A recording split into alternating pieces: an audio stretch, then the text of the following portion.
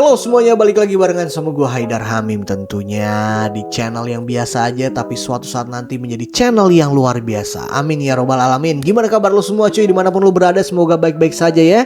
Dan kali ini kita akan berbahas-bahas lagi, dimana gue bakal bacain artikel dan menanggapinya dari sudut pandang gue yang sangat jauh dari kebenaran cuy. Tapi sebelum itu pastinya gue pengen mengajak lu dulu untuk yang namanya like, comment, dan subscribe channel ini. Biar apa? Biar semakin berkembang dong. Kalau channel ini berkembang kan ya gue bisa mendapatkan pundi-pundi. Enggak dong, enggak bercanda ya. Ya biar berkembang aja gitu kan. Kalau ada kemajuan kan bagus ya nggak sih? Dan jangan lupa juga untuk follow akun TikTok gua Weibo ya, karena di situ banyak banget cuplikan-cuplikan ya, cuplikan-cuplikan pendek dari video-video YouTube gua. Sama satu lagi, kalau misalkan lo pengen mengenal gua lebih dekat, gampang banget caranya cuy. Lo bisa langsung ke link description di bawah, sudah ada linknya di situ. Oke, kita bisa berkenalan di Instagram ya. Lo boleh DM, seterah lo deh. Lo mau ngapain? Kalau misalkan lo punya bahan-bahan yang pengen gue reaction, lo bisa kirim aja ke DM Instagram gue. Oke? Kalau gitu tanpa berlama-lama lagi, langsung saja kita mulai basa-basinya. Oke, yang pertama ini ada sebuah artikel atau berita mungkin ya bisa dibilang dari Muse Media ID nih. Muse Media ID ini memang sahabat gue banget ya. Buat lo yang belum follow mending deh, karena banyak banget berita-berita terbaru dari Muse Media ID ya. Dan itu adalah portal berita yang sangat oke ya. Oke, kita balik lagi ke basa-basi nih. Jadi ini beritanya sih ini lucu sih ya. Jadi ada seorang pengacara ya. Enggak, lebih tepatnya ada seseorang yang menyamar jadi seorang pengacara atau bisa dibilang pengacara palsu. Dia ini pelajar dari Kenya, justru bisa memenangkan 26 kasus. Lu bayangin men, nyamar jadi pengacara palsu, pelajar Kenya ini justru menangkan 26 kasus. Lu bayangin aja. Dunia ini sudah gila memang. Ya, seperti itulah. Jadi gue bacain dulu ya. Brian Mwenda Njagi adalah seorang pria asal Kenya yang menyamar menjadi seorang pengacara alias pengacara palsu. Mulanya aksi ini dilakukan dengan cara meretas situs web pengacara dan menambahkan fotonya untuk menciptakan ilusi sebagai seorang pengacara bersertifikat. Gokil. Kok bisa begitu ya? Dan dia bahkan juga mengambil identitas milik seorang pengacara asli bernama Brian Mwenda Nuiga. Namanya agak ribet ya. Tapi meski begitu, pria yang mengaku mahasiswa kriminologi di Universitas Cukandaga, waduh namanya udah ribet, Universitas Cukandagani ini berhasil menyelesaikan 26 kasus dari 35 kasus yang ditanganinya. Berarti itu udah sekitar 60% deh cuy. 60% lebih loh. Dan kini dia pun berujung ditangkap polisi karena aksinya ketahuan oleh masyarakat hukum Kenya atau LSK. Dan kalau menurut dia sih pengetahuan dan pengalaman lebih penting dari gelar formal, katanya gitu. Dari gelar formal katanya ya. Oke, kita tanggapi ya. Gua sejujurnya gak ngerti lagi ya, maksudnya. Aduh, ada aja di dunia ini ya. Orang nyamar jadi pengacara palsu tapi dia bisa memenangkan kasus 26 biji tuh gimana sih ceritanya cuy? Gini ya, temen gua aja lagi merintis jadi pengacara aja, dia mesti kuliah 4 tahun, terus dia ikut kayak semacam pelatihan lagi, terus dia harus lulus dari Pradi, terus dia harus kerja di law firm gitu, ikut pengacara-pengacara gitu ya kan, ngebantuin.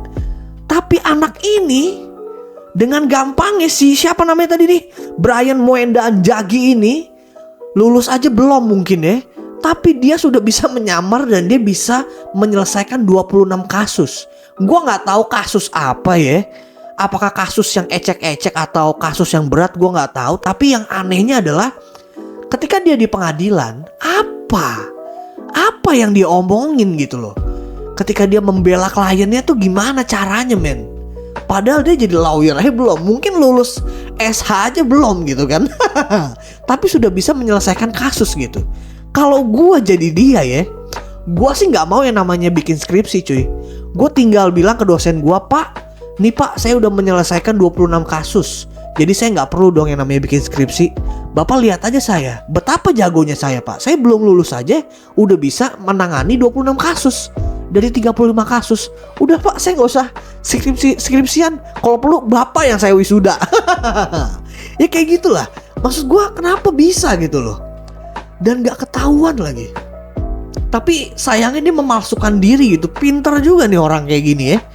Dia ngebacot gitu. Tapi kan maksud gue, dia bisa kayak gini kan pastinya dia belajar juga dong tentang pengacara gitu kan, tentang hukum seperti apa, dia mendalami juga gitu kan.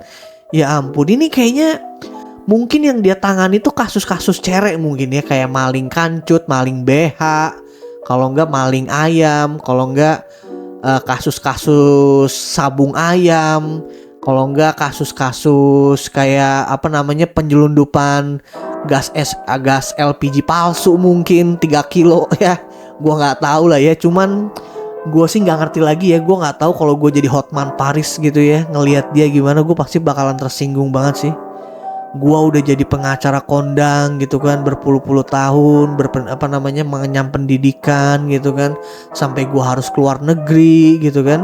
Sedangkan dia hanya membobol situs ya. Situs web pengacara. Dia belajar di situ terus nambahin fotonya, dia langsung bisa jadi pengacara. Lu bayangin berapa duit yang dia dapat dari kliennya cuy. Berapa duit? Lu bayangin aja. Gokil sih. Gua jujur aja, gua orang yang maksud gua nggak terlalu ngerti hukum ya, cuman nggak tahu lah. Dunia memang sudah gila aja sih menurut gua ya. Ada-ada aja loh. Kenapa harus ada kayak gini-ginian ya?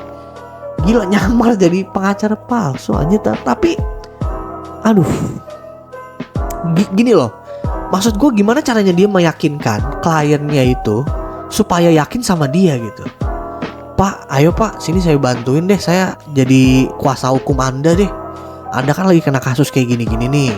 Ya udah nanti gini-gini aja Pak, bla bla bla segala macam. Apa yang dia omongin tuh apa kliennya gitu, sampai kliennya tuh yakin gitu sama dia gitu. Itu aja sih yang gue bingung sih dari kasus ini gitu ya. Ada gitu orang kayak gini. Ya semoga buat mas-masnya, siapa sih namanya tadi, Brian Muendanjagi ya, semoga lu jadi pengacara beneran ya, walaupun lu harus menekam dulu di penjara. Kita langsung aja ke berita selanjutnya cuy. Oke, lagi-lagi masih dari News Media ID. Ini datang dari Korea cuy. Jadi di Korea ini ada semacam istilah namanya itu guarosa. Guarosa ini adalah tren kerja keras sampai tewas di Korea Selatan. Gokil gak tuh? Jadi kalau di Indonesia kita sering mendengar istilah kerja lembur bagai kuda. Nah di Korea Selatan ini juga punya istilah yaitu guarosa alias kerja keras sampai tewas. Buset, serem banget istilahnya ya. Serem banget coy. Kerja keras sampai tewas coy. Dan itu bagus juga lagi diksinya ya. As-as gitu kan. Istilah guarosa ini memiliki arti serupa lantaran kebiasaan masyarakatnya yang bekerja sangat keras. Gimana enggak? Pasalnya warga Korsel justru bekerja 6 hari dalam 1 minggu. Ya ampun. Ternyata masih mending kita ya. Dengan durasi 12 jam hingga 16 jam coy. Jika diakumulasikan jumlahnya menjadi 70 jam hingga 90 jam per minggu. Buset deh. Maka dari itu pemerintah Korea Selatan mengatasinya dengan mengeluarkan undang-undang untuk membatasi guarosa ini. Sayangnya undang-undang tersebut nggak efektif nih karena masih banyak perusahaan yang menyelewengkan jam kerja karyawannya. Sementara itu di Indonesia jam kerja yang ditetapkan adalah 8 jam sehari, dimana menjadi 40 jam dalam 5 hari coy. Nah kita masih beruntung lah ya. Meski begitu banyak generasi masa kini yang justru secara sengaja menambah jam kerja mereka dengan alasan produktivitas, kebutuhan ekonomi, hingga adanya persaingan. Oke, mari kita tanggapi guarosa ini ya. Menurut gua, kalau ada memang yang namanya semacam istilah guarosa ini, kerja keras sampai tewas ini, kita layaknya itu bersyukur tinggal di Indonesia men. Setidaknya kita tidak bekerja 12 jam sehari coy. Ya walaupun sebenarnya ada juga sih orang-orang yang kerjanya 12 jam, mungkin karyawan pabrik gitu ya. Tapi kan masih ada libur-liburnya lah. Maksudnya ya kalau kita kerja kantoran gitu kan kita masih bisa libur 2 hari gitu kan. Sementara gua Rosa ini udah kerjanya itu 12 sampai 16 jam sehari. Udah gitu liburnya cuma sehari. Ya gimana Anda nggak tewas gitu kan? Ya mending Anda jadi boyband. Oh pantesan aja ya di Korea Selatan itu banyak orang-orang yang menjadi boyband atau girlband gitu. Karena biar mereka ini tidak merasakan gua Rosa cuy. Kayak gitu mungkin ya alasannya gitu.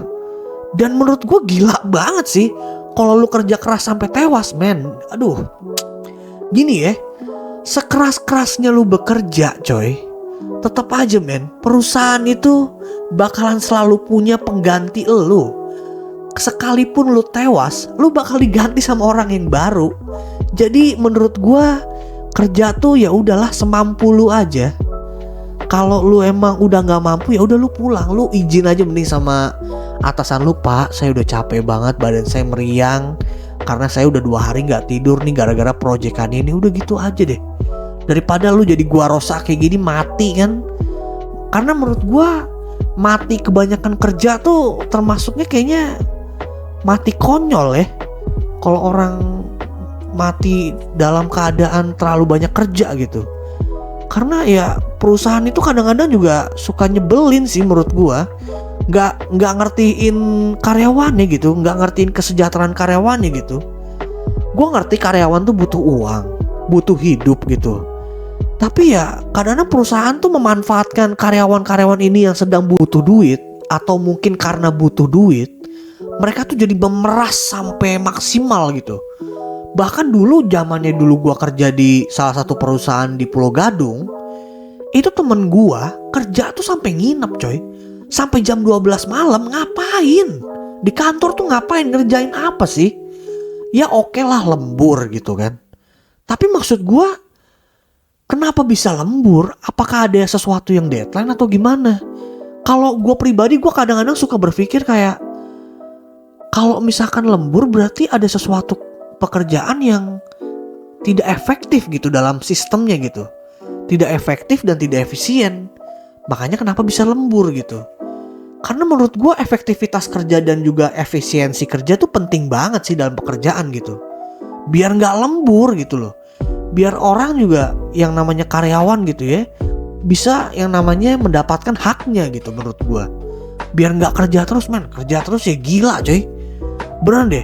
Dan menurut gue fenomena gua Rosa ini bisa jadi adalah hal yang nyata menurut gue. Mungkin orangnya itu tewas karena kecapean bisa. Atau mungkin satu lagi orang itu tewas karena depresi dan dia bunuh diri men. Dan lu tahu sendiri lah di Korea Selatan tuh jangankan karyawan ya, artis-artis aja banyak banget yang bunuh diri men di sana men. Kayak gitu sih menurut gue ya. Jadi kita ya dengan kita berada di Indonesia menurut gue kita bersyukur sih ya. Tidak ada yang namanya kerja keras sebagai ya kita di Indonesia cuma bekerja keras sebagai kuda aja gitu, tidak bekerja keras sampai tewas gitu ya. Ya aduh kacau sih ya. Apalagi sekarang gue juga karyawan lagi di sebuah perusahaan ya. Mudah-mudahan perusahaan gue bisa mengerti gue ya, tidak membuat gue menjadi gua Rosa kayak gini ya. Oke lah, kita ke berita selanjutnya aja. Oke, masih dari Muse Media ID. Ini buat lo semua yang suka main dating apps ya. Jadi ada berita 80% pengguna dating apps ini nyatanya nggak serius nyari pacar. Waduh, kalau nggak serius nyari pacar, terus nyari apa dong? Jadi dalam sebuah survei yang dilakukan layanan dating Plenty of Fish mengungkap kalau 80% pengguna dating apps ini gak beneran serius mencari pasangan hidup. Jadi hal ini terlihat dari kebiasaan mereka yang sering mengghosting lawan bicaranya untuk mengakhiri percakapan hingga hubungan mereka. Bahkan sebagian dari mereka mengaku hanya iseng mengunduh dating apps. Meski begitu gak semuanya gak serius kok. Buktinya ada juga yang berujung menikah ya. Temen gue ada kok yang berujung menikah dari pertemuan mereka di dating apps. Oke, mari kita tanggapi ya. Gini, pertama-tama gue adalah orang yang memainkan dating apps ya, yang warnanya kuning itu. Bukan Bitok tapi ya satu lagi. Terus kalau menurut gue pribadi sih, kenapa 80% pengguna dating apps nyatanya nggak serius nyari pacar? Gue sih nggak tahu ya. Tapi banyak juga di dating apps itu yang memang sebenarnya mereka cuma nyari teman ngobrol aja. Ya banyak sih. Intinya temen itu kan banyak ya. Ada teman ngobrol, temen jalan, temen buat curhat, sampai temen untuk mengakhiri di ranjang juga ada cuy. Ya banyak lah pokoknya macem-macem motifnya. Tapi kalau menurut gue pribadi, di sini kan tadi sempat disebutkan ghosting ya. Menurut gue sebenarnya ghosting tuh nggak masalah sih, asalkan memang lu ada alasan yang konkret gitu. Kayak misalkan memang lu ngerasa berkenalan dengan orang yang salah atau orang yang tidak tepat, orang yang menyebalkan misalkan memang buat lu, atau dia bikin ilfil lu gitu. Ya kalau misalkan dia bikin ilfil atau lu ngerasa terganggu dengan dia, kalau lu mau ghosting ya silakan aja sih kalau menurut gua. Tapi yang nyebelinnya itu adalah ada orang-orang yang main dating apps itu cuma buat iseng doang coy. Gua tuh nggak ngerti ya, kenapa iseng itu harus main dating apps coy. Gua nggak ngerti, emangnya nggak ada mainan yang lain gitu? Lu kan bisa main Mobile Legends, PUBG, atau mungkin lu main apa kek, OLX kek, ya lu jualan apa kek di OLX gitu, atau enggak lu main saham, trading, apalah terserah lu lah. Kenapa harus isengnya itu main dating apps coy? Karena menurut gua kasihan orang-orang yang memang mengandalkan dating apps itu untuk mencari pacar, atau bukan pacar sih, orang-orang yang memang serius untuk mencari pasangan yang beneran gitu loh. Kasihan orang-orang yang kayak gitu, cuma diisengin doang sama orang-orang kayak lu yang cuma main dating apps, intinya cuma buat iseng doang gitu. Maksud gue gini loh, lu tuh kalau seandainya mau iseng, cari hal-hal yang lain lah, jangan main dating apps gitu. Kasihan orang-orang yang emang pengen serius nyari pasangan di dating apps gitu. Mereka tuh cuma jadi korban keisengan lu doang. Lu kalau mau iseng, cari hal-hal lain lah. Lu kayak gak ada kegiatan lain aja cuy. Cari apa kayak kegiatan lain, main biliar kayak, main futsal kayak, atau mungkin lu bisa nyalon, atau mungkin ngapain. Jangan iseng main dating apps gitu. Main Mobile Legends deh. Kalau emang lu nggak pengen yang namanya ribet-ribet gitu kan. Kalau nggak lu main Tetris kayak atau apa gitu. Jangan main dating apps gitu loh. Gue tuh makanya suka sebel kalau misalnya kenalan sama orang di dating apps gitu ya, terus dia bilang alasannya main dating apps tuh karena iseng. Karena iseng, anjing. Buat apa? Lu ngapain sih iseng main dating apps tuh, ngapain gitu? Udah jelas namanya tuh dating apps, ya. Dating, berpacaran gitu ya, berkencan gitu. Ya lu ngapain iseng-iseng gitu, kayak buang-buang waktu aja gitu. Kasian orang yang lu PHP-in sih menurut gua ya. Tapi kalau misalkan memang lu tidak nyaman dengan seseorang yang lu kenal di dating apps, ya kalau lu mau ghosting sih ya itu silakan aja, itu hak lu gitu ya. Dan ini kembali lagi ke 80% pengguna dating apps nyatanya nggak serius nyari pacar. Ya menurut gua pribadi sih, gua nggak tahu mereka nyari apa ya. Mungkin hanya mencari kesenangan aja, atau mungkin biar HP-nya ada notifikasi gitu ya. Tapi gua akan mencoba menebak gitu ya, kenapa 80% pengguna dating apps ini nyatanya nggak serius nyari pacar. Pertama mungkin dia mencari teman. Teman itu ada banyak loh.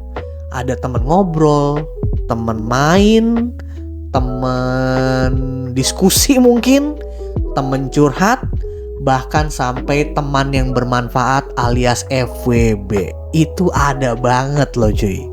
Atau mungkin alasan yang kedua adalah dia pengen HP-nya gak sepi aja, biar ada notifikasi gitu kan.